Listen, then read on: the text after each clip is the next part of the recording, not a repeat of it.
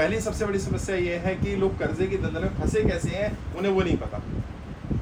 अभी मेरे पास एक व्यक्ति आए और रोने लगे आकर के, कहते सर मैं तो कभी कर्जा लेना ही नहीं चाहता, मेरा सब कुछ व्यापार बढ़िया चल रहा था, सब कुछ बढ़िया था, बैंक से फ़ोन आया मेरे को और बैंक वाले ने बोला कि भाई साहब आपको 10 लाख रुपए का लोन मिल जाएगा पर्सनल।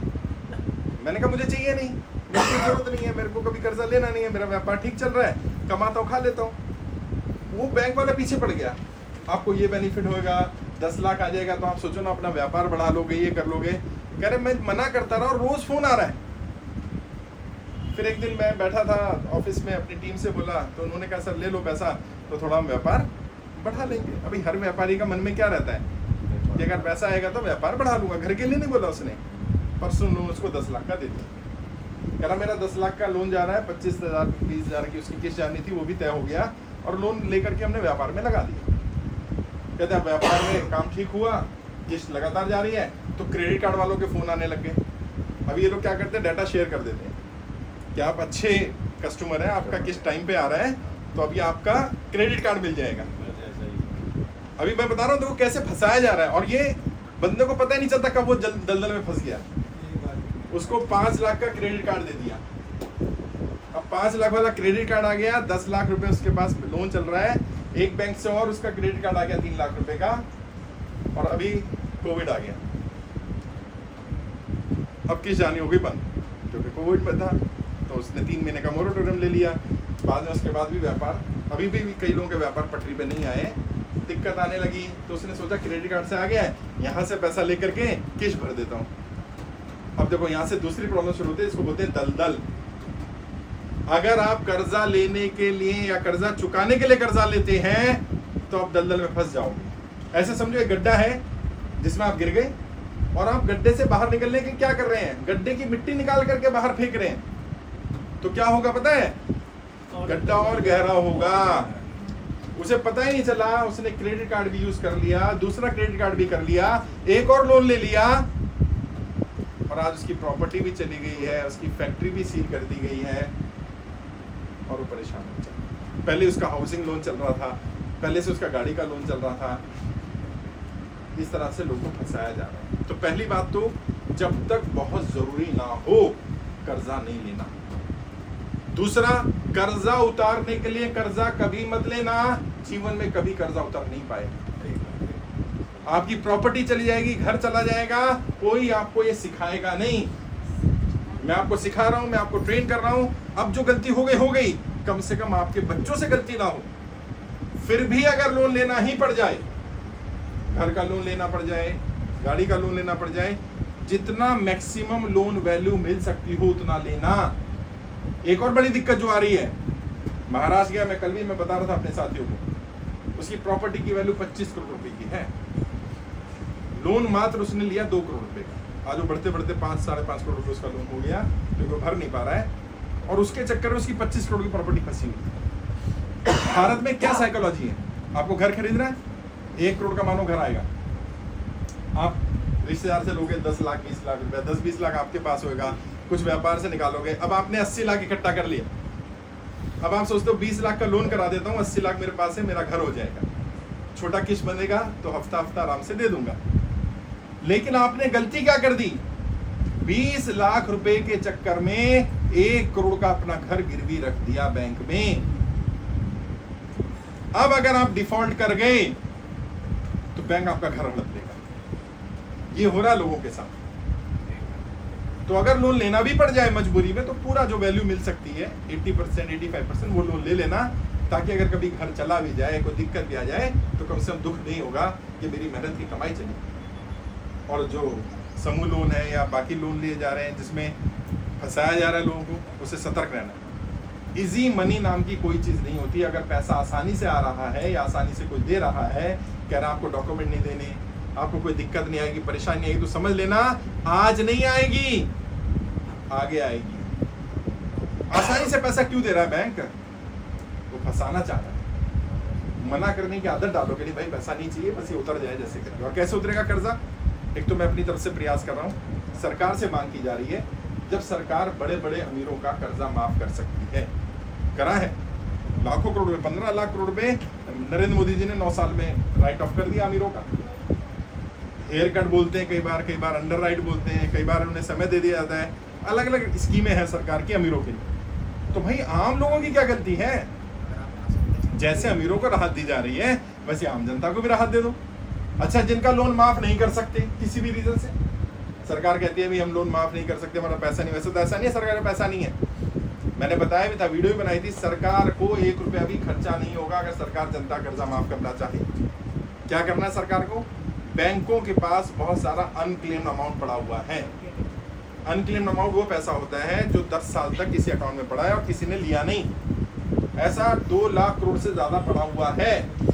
वो पैसे का इस्तेमाल कर लो, लोगों का कर्जा माफ करो। फिर भी अगर माफ नहीं कर सकते तो कम से कम 2 साल का समय दे दो ताकि वो व्यक्ति अपना जीवन आसानी से चला पाए। और जितने लोग बैठे हो ईमानदारी से बताओ, अगर आपको 2 साल तक EMI ना देनी है, 2 साल तक कोई इंटरेस्ट ना लगे, कोई पेनल्टी लगे, कुछ ना लगे, कितना मेंटली रिलैक्स हो जाओगे? प्रेशर खत्म हो जाएगा और अच्छी तरह आराम से व्यापार कर लोगे और 2 साल में स्थिति ठीक करके चुका भी दोगे। अभी दिक्कत क्या आ रही है? आधा प्रोडक्टिविटी तो कम इसलिए हो रही है कि वो फोन आ रहा है, भाई साहब पैसा दे दो, वैसा पैसा दे दो, वो बंदा उसी में लगा रहता है पूरे। अभी पिछली बार जब मैं सूरत आया, सूरत का व्यापारी मिला, कहता साहब पूरे दिन व्यापार करूं कि टेंशन लूं, कि बैठे बैठे हमेशा टेंशन ही लगा रहता है। अभी ये हफ्ता देना, अभी इसका हफ्ता देना, अभी उसका ही होता है। अगर वो निकल जाए तो अपने आप ही लोग तरक्की कर लेंगे। तो सरकार क्या करे? सरकार से 2 साल का समय दे, 2 साल के लिए कोई इंटरेस्ट नहीं, कोई पेनल्टी नहीं, कोई EMI नहीं। और मैं अपनी तरफ से सुप्रीम कोर्ट में भी हमने प्रयास कर रहे हैं कि आपकी आवाज़ सुप्रीम कोर्ट तक लेकर जाए, क्योंकि सरकार तो सुन नहीं रही। हमने प्रधानमंत्री कार्यालय में जानकारी दे दी, वहाँ पर भी कोई जवाब नहीं आ रहा है। तो हमने तय किया हम सुप्रीम कोर्ट जाएंगे और सुप्रीम कोर्ट में सरकार के खिलाफ ये लेके आए कि सरकार पर सुप्रीम कोर्ट दबाव बनाए। कोर्ट दबाव बनाएगा तो सरकार ज़रूर सुनेगी। हमें सबको इकट्ठा होना है। जैसे रामला मैदान में दिल्ली में जब कार्यक्रम हुआ तो 2.5-3 लाख लोग पहुँचे थे। ऐसे वो में इकट्ठा होकर के अहमदाबाद में भी कोई बड़ा कार्यक्रम करना पड़ेगा, जिसमें गुजरात के अभी हमारे साथ 1 लाख के आसपास लोग जुड़े, 1 लाख के आसपास परिवार जुड़े हैं। सोचो अगर सब लोग इकट्ठे हो जाए, वैसे मैं बता रहा हूँ सरकार एक ही दिन में झुक जाएगी।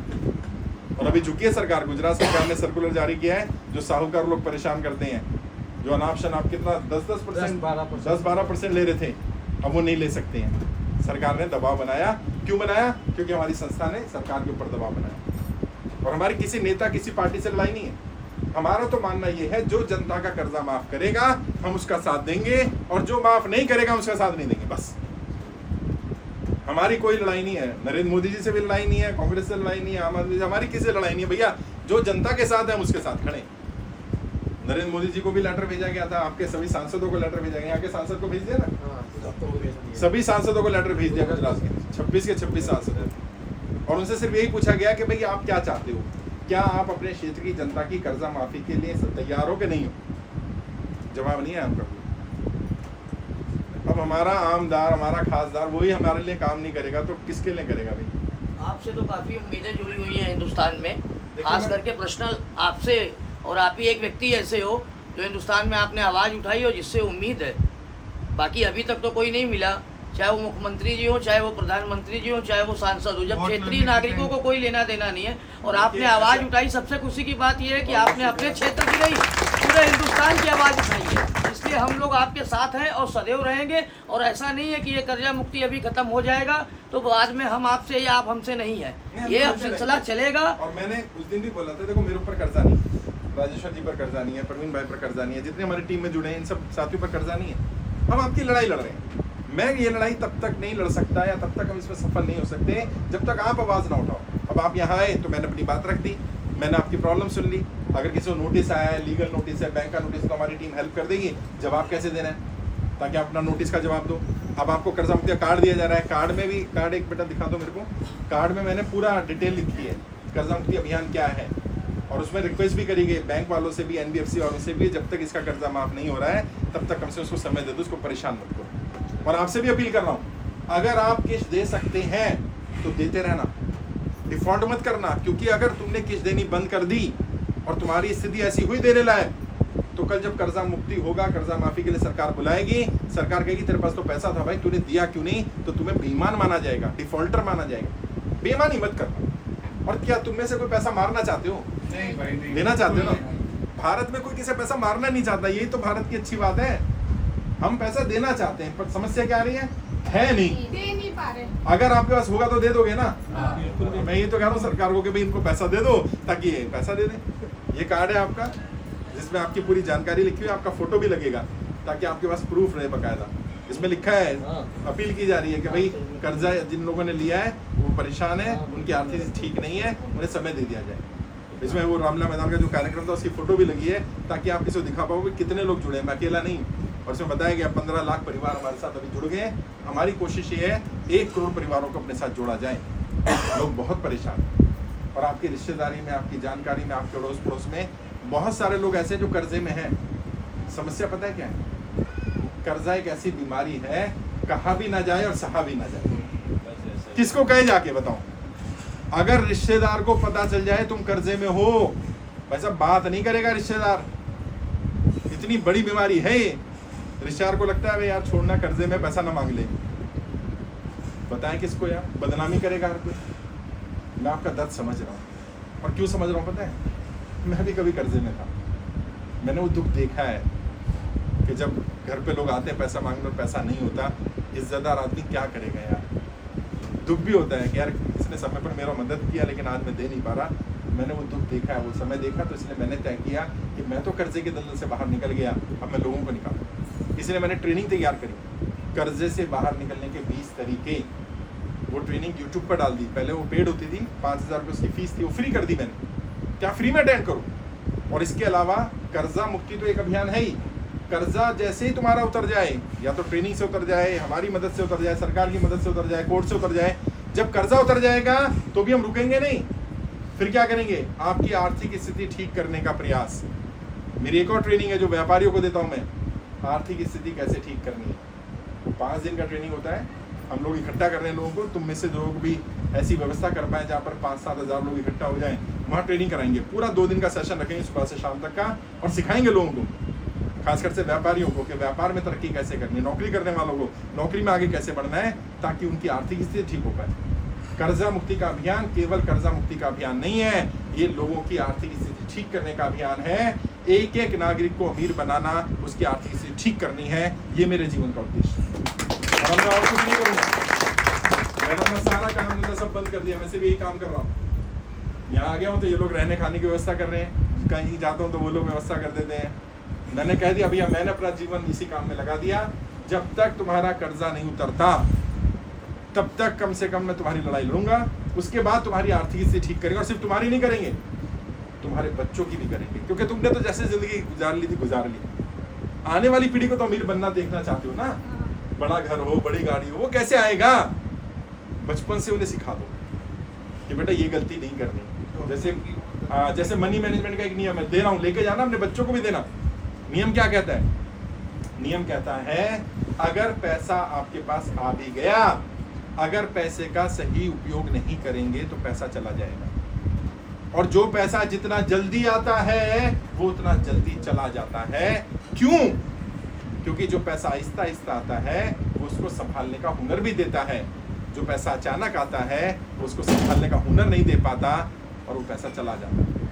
यहाँ जितने लोग बैठे हैं, अभी आपसे बोला जाए कोई ऐसा प्रोजेक्ट बताइए जिसमें 1000 करोड़ रुपए लगेंगे, ज्यादातर लोगों के दिमाग में आएगा नहीं प्रोजेक्ट। क्यों? क्योंकि इतना बड़ा सोचा ही नहीं कभी। अगर आपको 1000 करोड़ मिल भी गए तो क्या करेंगे? गवा देंगे आप। आपने सुना होगा केबीसी में एक व्यक्ति जीता था, सुशील कुमार, बिहार का लड़का, 5 करोड़ रुपए जीत गया। अब उसने टीचर था, 5 करोड़ रुपए कभी देखे ही नहीं थे, 2 साल में सारे पैसे खत्म कर दिए। और यहाँ जितने भी लोग बैठे हैं सब सोचते हैं अगर मुझे मिलते ना मैं संभाल के रखता। नहीं, तब तक नहीं रख पाओगे जब तक पैसे को संभालने का हुनर नहीं आएगा। क्यों? लोगों को कोई सिखाने को तैयार नहीं है, कोई बताने को तैयार नहीं। क्यों नहीं तैयार है? मैंने जब इसको जाना तो मेरे पैरों तले जमीन निकल गई।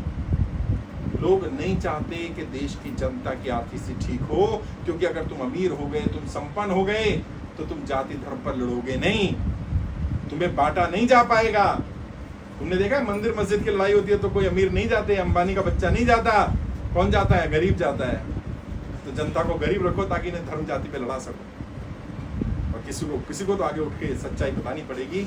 मैंने तय किया, मैं बताऊं। और मैं तुमसे भी कह रहा हूँ बस इतना करो, जैसा भी राजेश्वर जी ने कहा, हफ्ते में एक दिन दो, मेरे लिए नहीं अपने लिए तय कर लो कि उस परम पिता परमात्मा, उस खुदा, उस भगवान, उस वाहिगुरु अल्लाह जो भी मानते हो, उसने तुम्हें एक बड़ा काम दिया है। किसी के जीवन को बचाने से बड़ा काम नहीं हो सकता। तुम्हारा छोटा सा प्रयास किसी का जीवन बचा सकता है। कोई हो सकता है जो मरने जा रहा हो। अभी एक व्यक्ति था महाराष्ट्र का, कह रहा साहब मैंने रस्सी ला के रख दी थी घर में फांसी के लिए, और उस रात को मैं फांसी जाने वाला था और फेसबुक पर मैं लाइव आकर के बोलने वाला था कि मैं मरने जा रहा हूँ, मेरे पास कोई चारा नहीं बचा। कहता जैसे मैंने फेसबुक खोला, आपकी वीडियो किसी ने शेयर की थी, मेरी आंखों के सामने, मैं सुनने लगा। कहता उसको सुना, आंखों में आंसू आ गए। मैंने कहा यार कोई हमारे लिए लड़ाई लड़ रहा है। उसमें आपने ये कहा था कि भाई मरना मत, कोई गलत कदम मत उठाना, मैं तुम्हारी लड़ाई लड़ूंगा। कहते मैंने उसी समय वो निर्णय त्याग दिया फांसी का, और कह रहा आज भी वो रस्सी रखी है मेरे यहाँ पर। पता नहीं किसने शेयर की, मुझे नहीं पता। आपका एक शेयर, एक फेसबुक पर शेयर करना, एक व्हाट्सएप पर शेयर करना, पता नहीं किसका जीवन कहाँ बचा लेगा। 2 लाख से ज्यादा लोगों का जीवन बचाया यार हमने, 2 लाख से ज्यादा लोगों का। ये बहुत बड़ी बात है कि हमारे ग्राम किसी का जीवन बच गया। ये तो आपको लगता है कि 2 लाख है, कम से कम 15 से 20 लाख है। हाँ, बहुत सारे लोग जो जुड़े नहीं है, लेकिन उन्हें सुन करके उन्हें समझ में आ गया कि मरना नहीं है। मरना विकल्प नहीं है भाई। देखो कर्जा आज है, नहीं तो कल उतर जाएगा। सरकार पर दबाव पड़ रहा है। आप ये हो जाता है कि नहीं सामने वाला ऐसा है, और एक्चुअल क्या है कि आप कोई आम नहीं हो, आप जिस पोस्ट पे हो वो नहीं, ये आपका धर्म है। आप जो एक एडवोकेट, और एक एडवोकेट एक ऐसी चीज है कि जब कहता है कि हम तुम्हारे साथ में हैं तो फिर बात ही नहीं है कोई। मैं एक पॉलिटिकल ट्रेनर हूँ, मैं पॉलिटिशियंस को ट्रेनिंग देता हूँ। मेरी टीम में बहुत सारे लीगल टीम के लोग भी हैं और भी एक्सपर्ट्स हैं। मेरी सिर्फ यही कोशिश रहती है कि मैं लोगों को सही गाइड करूँ। और जो हमारी लीगल टीम के लोग हैं, सुप्रीम कोर्ट के हमारे एडवोकेट्स हैं, हाई कोर्ट्स के एडवोकेट हैं, वो आपके लिए जब PIL लगा रहे हैं तो वो सारी तैयारी कर रहे हैं, लीगल तरीके से तैयारी कर रहे हैं। हम कोई बात बोल रहे हैं तो कोई हल्की बात नहीं बोल सकते ना। पता चला किसी सामने हल्की बात बोल दी, नुकसान हो जाएगा। और अगर हम हल्की बात बोल रहे होते, गलत बोल रहे होते, तो सरकार अब तक अरेस्ट कर लेती है हमें। सरकार को भी पता है कि इनकी बात सही है। भाई हम क्या मांग कर रहे हैं, हम ये थोड़ी कह रहे हैं मुझे पैसे दे दो। मैं क्या कह रहा हूँ भाई, इनको कर्जा जो है वो या तो माफ करवा दो, या कर्जा उतार दो, या इनको कोई व्यापार का काम धंधा दे दो। मान लो आपके पास, जिनके पास व्यापार नहीं है, कोई काम धंधा मिल जाए जहाँ से तुम्हारी कमाई हो जाए, तो कर्जा उतार दोगे अपने आप। कोविड के बाद से तो काफी उम्मीदें आपके बाद से जाग गई। देखिए असली जो समस्या आई है ना, वो आई ही कोरोना के बाद। उससे पहले समस्या तो थी, लेकिन लोग क्या करते थे, कर्जा लेते थे, कम करते थे, कर्जा चुका देते थे। अचानक रात को 8 बजे आकर के बोल दिया सारा देश बंद। उस व्यक्ति ने सोचा ही नहीं कि जो कल दिहाड़ी पर जाएगा उसका घर कैसे चलेगा। उसने नहीं सोचा। अगर इतना सा सोच लेता ना कि यार जो व्यक्ति रोज नौकरी करता है, मजदूरी करता है, उसका घर कैसे चलेगा। लोगों ने क्या करा, अपनी जो कमाई थी, बचत थी, वो सब खर्च कर दी, और बाद में कमाई ठीक नहीं हुई। आज भी धंधे ठीक नहीं हुए। खैर वो तो सबके साथ हुआ, पूरे देश में, पूरी दुनिया में हुआ। उसमें हम किसी एक नेता व्यक्ति को दोष नहीं दे सकते। लेकिन उसके बाद दुनिया के देशों ने क्या करा। अमेरिका की सरकार ने अपने नागरिकों का लगभग 25 करोड़ रुपए तक का, 25 लाख तक का लोन माफ किया। कनाडा ने भी 20 लाख तक का लोन माफ किया। हम भी कह रहे हैं 10 लाख तक का सबका माफ कर दो, और जिनका 10 लाख से ऊपर का लोन है उन्हें 2 साल का समय दे दो। इसमें कोई दिक्कत नहीं आएगी। सरकार सुनेगी, सरकार मानेगी, मेरा विश्वास। बस हमें संगठित होना पड़ेगा, हमारी संख्या बल दिखनी चाहिए। आपने जिम्मेदारी लेनी है, हर व्यक्ति जिम्मेदारी लेकर जाए। मेरे मोहल्ले के 50 घर इधर, 50 इधर, 50 इधर, 50 इधर, मैं किसी को कर्जे कारण मरने नहीं दूंगा। बस इतना कर लो। मेरे लिए अगर कुछ करना चाहते हो सिर्फ इतना कर लो। 50 घर में जाकर उनको बोल दो, भाई कर्जा अगर कि तेरे ऊपर या तेरे जानकार में हो ना, गलत कदम मत उठाइयो, यहाँ चला जाए। गूगल पे सर्च कर लियो कर्जा मुक्ति अभियान, ये व्यक्ति तेरी कुछ मदद कर देगा। किसको रहने की दिक्कत आ रही है, खाने की दिक्कत आ रही है, पैसे की दिक्कत आ रही है, कोई साहूकार बैंक वाला परेशान करा, हमें बताओ, उसका भी इलाज है। आपका सांसद और विधायक, क्या बोलते हैं गुजराती में सांसद को? संसद सदस्य बोलते हैं ना। संसद है, संसद सभ्य। सांसद के पास सांसद निधि होती है। सांसद निधि से वो पैसा दे सकता है आपको खर्चे के लिए। तो हम सांसद के पास लेटर लेके भेजेंगे ना कि भाई इस व्यक्ति के पास रहने खाने की दिक्कत आ रही है, इसकी व्यवस्था कर तू। तेरे को जिम्मेदारी मिली है ना। आपका जो विधायक है उसके पास पैसा आता है। हर चीज का इलाज है। मरना समाधान नहीं है, क्योंकि कर्जे के दल में फंसे कैसे आप? नोटबंदी, GST और लॉकडाउन। ना तो नोटबंदी आपने करी, ना GST आपने लगाया, ना लॉकडाउन आपने लगाया। जब गलती आपने नहीं करी, सजा आपको क्यों मिले भाई? ये बात समझनी पड़ेगी कि आप अपनी गलती के कारण कर्जे की दलदल में नहीं फंसे हैं, सरकार की गलत नीतियों के कारण कर्जे की दलदल में फंसे हैं। इसलिए जिम्मेदारी सरकार की बनती है और सरकार को जिम्मेदारी लेनी पड़ेगी। बाकी आपकी जो भी समस्या आ रही है वो समस्या आप बता देना, लिख लेना इनकी समस्या। अगर किसी को नोटिस आया, कोई लेटर आया, कुछ भी आया तो बताना, ताकि उसका जवाब कैसे देना। और आपके एरिया में मैं आऊँगा, वहाँ भी काम करेंगे, मेरी टीम आएगी, वहाँ काम करेंगे। हफ्ते में एक दिन का समय दो, छुट्टी वाला दिन, बाकी समय मत दो। चाहे वो दिन पूरा सिर्फ क्या करना है, लोगों का जान बचाने के लिए। और ये लिखेंगे बैनर पर भी, कर्जे कारण कोई व्यक्ति आत्महत्या ना करे। बस हर मोहल्ले, हर एरिया में ये बात पता होनी चाहिए, कर्जे कारण गलत कदम नहीं उठाना भाई। तो बहुत लोगों का जीवन बचाया है, औरों का भी बचाएंगे, और जो भी बन पड़ेगा वो करेंगे। हर तरह से मैं आपकी लड़ाई लड़ने के लिए तैयार हूँ। बस आपको अपनी लड़ाई के लिए खड़ा होना पड़ेगा, जनता को जागरूक करना पड़ेगा, जनता को समझाना पड़ेगा। और मैं यहाँ तक आ गया, अब मैं तुम्हारे मोहल्ले में नहीं पहुँच पाऊँगा शायद, तुम तो जा सकते हो ना, रोज मिलते हो, अपने जितने भी लोग हैं, सोसाइटी के लोग हैं, एरिया के लोग हैं, उन्हें बताओ कि भाई कोई व्यक्ति हमारे लिए लड़ाई लड़ रहा है यार, वो व्यक्ति आया, उसकी टीम आई है, हम उनकी मदद करेंगे। जब अपने लिए तो जानवर भी जी लेते हैं यार, असली इंसान ही वो है जो दूसरों के लिए जिए। मैंने तय किया मैं लोगों की सेवा करूँ, तुम भी तय करो, तुम्हारी आर्थिक स्थिति ठीक कराएंगे, ये मेरी जिम्मेदारी है। बाकी किसी कोई सवाल है, कोई डाउट है, व्यापार